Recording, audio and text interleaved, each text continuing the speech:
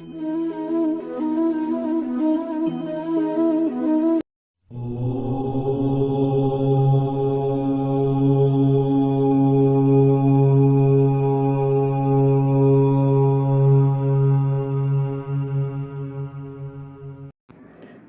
मंडळी.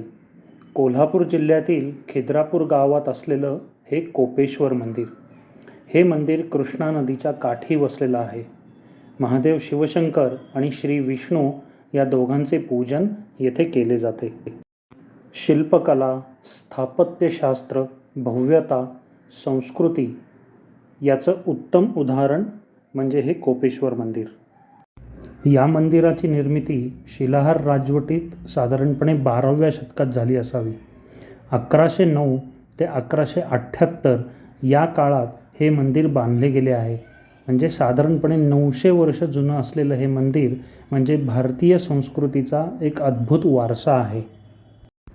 चहूबाजूनी मंदिर बघितलं तर तुमच्या एक लक्षात येईल की पूर्ण मंदिर हे 95 हत्तींनी आपल्या पाठीवर उचलून घेतलेले आहे.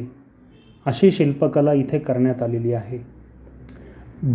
भारत सरकारच्या पुरातत्व विभागाने या मंदिराला 2 जानेवारी 1954 रोजी राष्ट्रीय संरक्षित स्मारक म्हणून घोषित केलं गेलं आहे. अतिशय सुरेख सजावट असलेले 108 खांब या कोपेश्वर मंदिरात आहेत. या सगळ्याचा कळस म्हणजे इथला स्वर्गमंडप. हा 48 खांबांवर उभा आहे. गोलाकार, चौकोनी, षटकोनी, अष्टकोनी असे प्रत्येक आकार आपण त्या खांबात पाहू शकतो. स्वर्गमंडपाचा हा जो वरचा गोल दिसतोय तिथे त्रिपुरी पौर्णिमेला चंद्र बरोबर मध्यभागी येतो आणि तो नजारा म्हणजे अप्रतिम असतो. स्वर्गमंडपाच्या मधोमध असणाऱ्या वर्तुळाकार झरोक्याच्या बरोबर खाली जमिनीवर अगदी त्याच आकाराचा वर्तुळाकार दगड आहे. स्वर्गमंडपाच्या वर्तुळाकार झरोक्यामधून जमिनीवर चंद्राचा वर्तुळाकार कवडसा पडतो. हा चंद्रप्रकाशाचा वर्तुळाकार कवडसा जमिनीवरच्या वर्तुळाकार दगडाशी अगदी बेमालूम जुळून येतो. जेव्हा चंद्र स्वर्गमंडपाच्या बरोबर मधोमध येतो तेव्हाच हे शक्य होते. केवळ आतूनच नाही तर बाहेरूनही ही वास्तू अतिशय कोरीव आणि परिपूर्ण आहे. तुम्ही अवश्य या मंदिराला भेट द्या. धन्यवाद.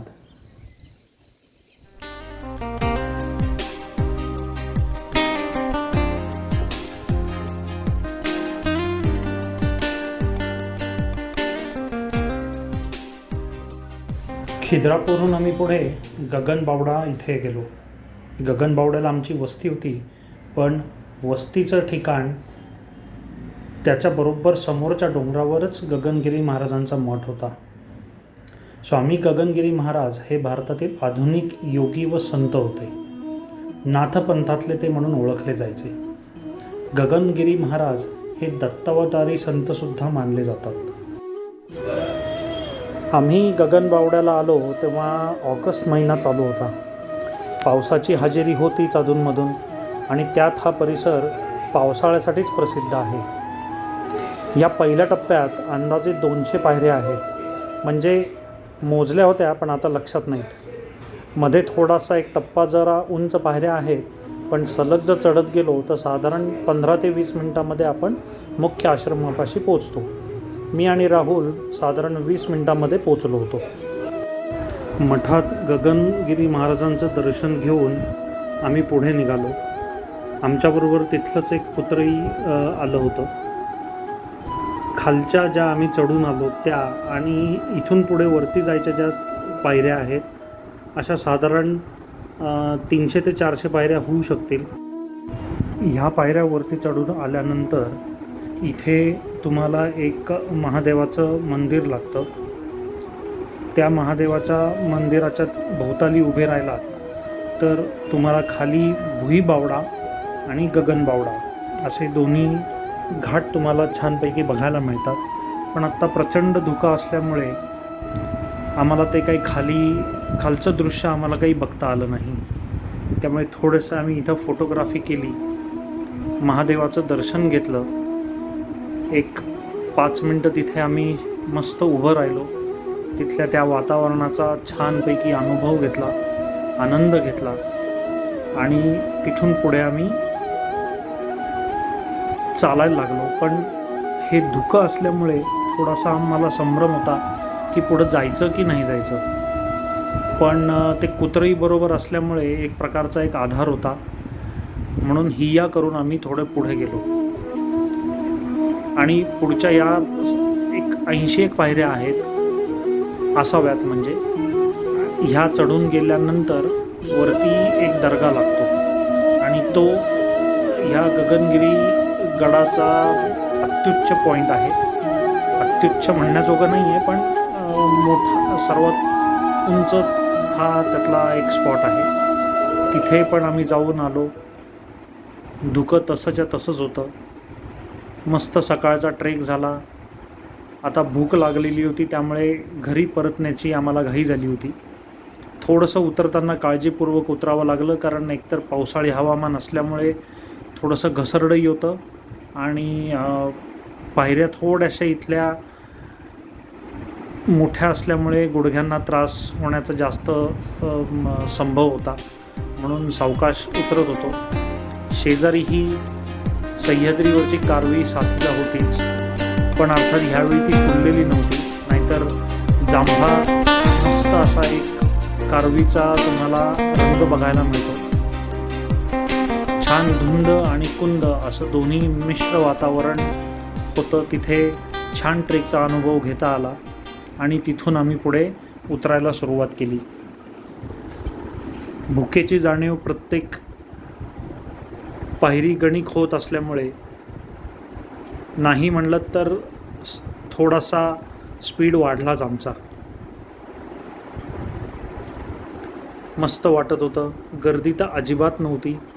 दोघंच होतो, त्यामुळे थोडासा ह्या स्पॉटला आल्यानंतर टंगळमंगळ पण केली आणि परतीच्या मार्गावर आम्ही निघालो होतो.